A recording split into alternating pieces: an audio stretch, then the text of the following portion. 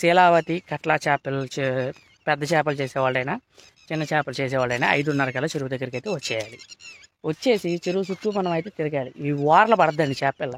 ఈ వారం చూడండి, ఈ వార నల్లగా అయితే మనకి కాపాడద్ది. మీరు వారు గమనించుకుంటే వెళ్ళండి. సో కాపాడద్ది. ఇవాళ వాతావరణంలో మార్పులు వచ్చినాయి.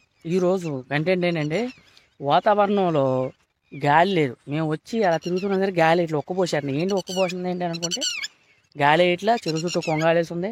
మేతలు అవి మనం ఇప్పుడు కంటిన్యూగానే వేస్తాం. ఒక రోజు వేస్తాం, ఒక రోజు ఆపేస్తాం. శీలావతి చేపల వేసగల మేతలు కూడా తగ్గించాలి.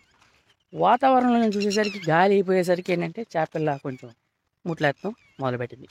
సో ఇది వాతావరణం సమస్యలు వచ్చినా సరే డివో కంప్లైంట్ అయితే చాలా ట్యాంకులు అయితే ముట్లెప్పేసినాయి ఇక్కడ మా చుట్టుపక్కల కూడా.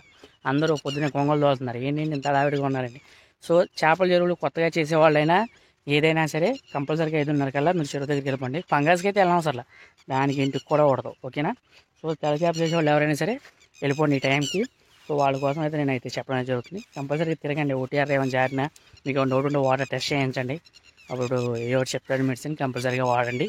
అలాగే మన దగ్గర శీలావతి చేపలు అయితే అమ్మకానికి ఉందండి. సో 5 అంగుళాల సైజు, 5, 6 సైజు అయితే మన దగ్గర అయితే అవైలబిలిటీగా ఉంది. సో ఎవరికైనా కావాలంటే స్క్రీన్ మీద నా నెంబర్ ఉంది, అక్కడ నుంచి మీరు ఫోన్ చేసి ఆర్డర్ చేసుకోవచ్చు.